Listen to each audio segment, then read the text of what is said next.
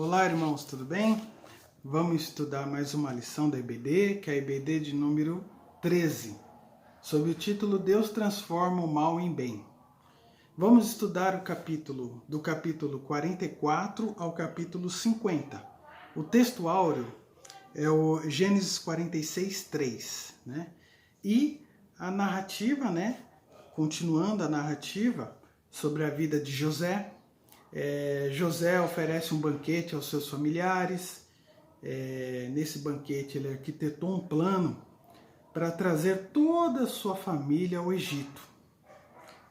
E ao término do jantar, José manda devolver o dinheiro, né, que eles tinham dado, porque eles compraram alimentos, tudo, né? Tinham dado ao governador, e que seja colocado no saco de Benjamim, que é o seu irmão mais novo, a taça que ele usava no jantar, uma taça de ouro. O encarregado de José foi enviado para revistar seus irmãos acerca do suposto sumiço da taça de ouro, né, que havia sumido, e foi encontrado no saco de Benjamim, né? E os irmãos dele, cientes de que se tratava de um objeto de muito valor, eles voltaram e se prostraram diante do governador José. Um ponto importante para observar nesse capítulo é que tiveram a oportunidade de fugir e largar o irmão mais novo para salvar suas peles, né? Mas não o fizeram, né? E o irmão de José, Judá, se voluntariou para se tornar escravo no lugar de seu irmão mais novo, Benjamim. E essa atitude mostrou a José uma mudança de caráter em seus irmãos, né? Voltaram e ainda quiseram salvar o seu irmão mais novo, né? Coisa que não fariam na época que eles escravizaram ele, né? Vendeu ele. No capítulo 45,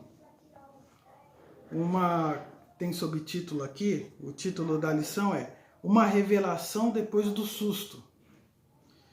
José, emocionado com o que viu, revelou que é seu irmão, né? Que é seu irmão José, que vocês venderam para o Egito, e perguntou a seus irmãos sobre o seu pai, se ele ainda estava vivo.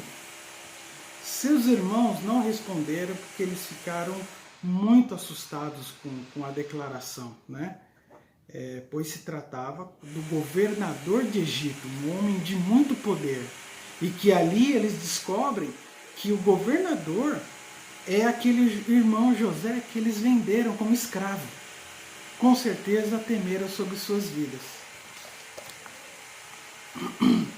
No versículo 5 do capítulo 45, né, podemos destacar que José estava convencido de que foi a mão de Deus que havia posto junto ao faraó, né? Ele reconheceu que tudo que aconteceu com ele até aquele momento foi a mão de Deus, né? Deus tinha um plano para ele, para salvar muitas pessoas diante daquela fome, que ia colocar ele como governador e que ia abençoar ele, e que tudo aquilo aconteceu por uma obra maior, né? Que é a obra que Deus tinha, o plano que Deus tinha na vida dele. O capítulo 44 e 45, fechamos com o seguinte aprendizado, que cada acontecimento tem dois aspectos. Por um lado, a ação dos homens, e do outro, a vontade perfeita, soberana de Deus, que o faz intervir positivamente na história. Então, até aqui já podemos entender um pouco mais sobre a transformação do mal em bem, né? Na nossa vida, na vida dos irmãos, na minha vida também. Com certeza, todos têm uma história onde alguma coisa ruim aconteceu, mas depois de passado toda a tribulação, alcançamos o entendimento de que aquilo foi necessário para que algo bom acontecesse, né? Todos têm. Eu tenho uma história muito que impactou muito minha vida e aconteceu nesse sentido, né? Quando eu vi o título Deus transforma o mal em bem, eu lembrei da história que aconteceu comigo.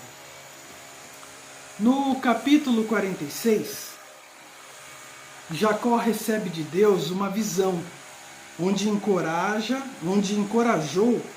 a ir ao Egito, né? E Jacó então, na cidade de Berseba, adorou a Deus.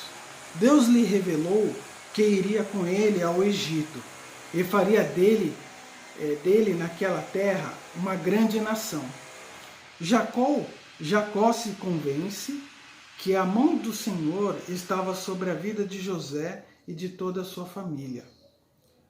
O capítulo 46 termina com o encontro emocionante de José com seu pai Jacó.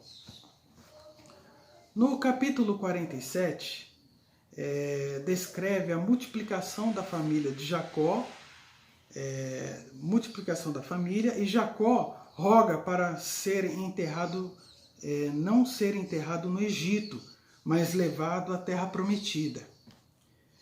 No capítulo 49, Jacó profere bênçãos sobre os seus 12 filhos. No capítulo 50, Jacó vem a falecer e é enterrado no local onde pediu. José reafirma aos seus irmãos, né, aquilo que tinha dito a eles, né, que foi a mão de Deus que estivera preparado e guiando cada um dos acontecimentos daquele drama familiar, né? Isso ocorreu porque os irmãos temiam, com a morte de Jacó, seus irmãos temiam sobre a vida deles. E José tranquiliza eles, falando essas palavras, né? De que eles fiquem tranquilos, que ele tem consciência que tudo o que aconteceu foi porque Deus permitiu e tinha uma obra grande a se realizar com esses acontecimentos. E José pede para que seus restos mortais fossem levados para a terra prometida também. Para concluir, nós vamos fazer alguns questionamentos e algumas afirmações sobre José. José foi um membro da família de Jacó José foi um membro da família de Jacó, com suas atitudes conseguiu restaurar sua família, né? Isso José. Agora você e eu, se você e eu fosse a única pessoa da sua família encarregada de fazer uma restauração familiar, como vocês reagiriam?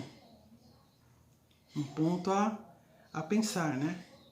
Como que reagiríamos? Iríamos guardar rancor durante anos e anos e anos, né?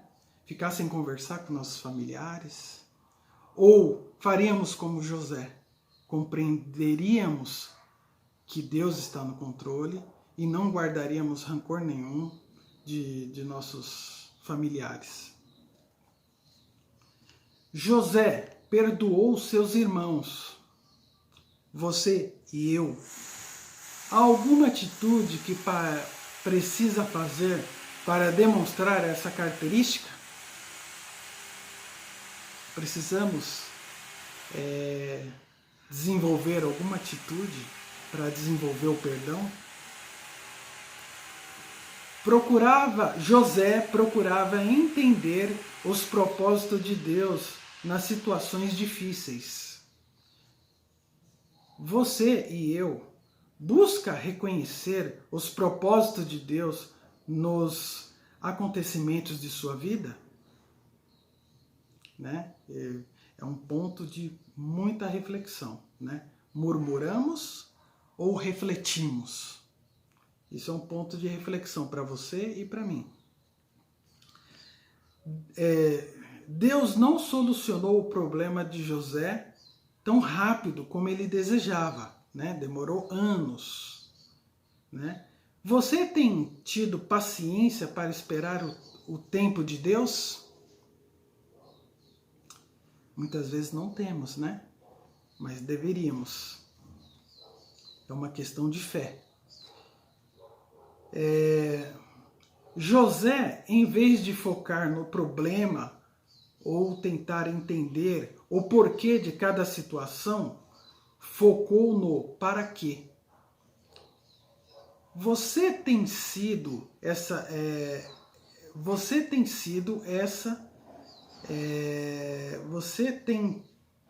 tido também essa atitude ao enfrentar as adversidades da vida? Né? Então aqui fica alguns questionamentos para a reflexão dos irmãos e para a minha reflexão também, para a nossa reflexão, né?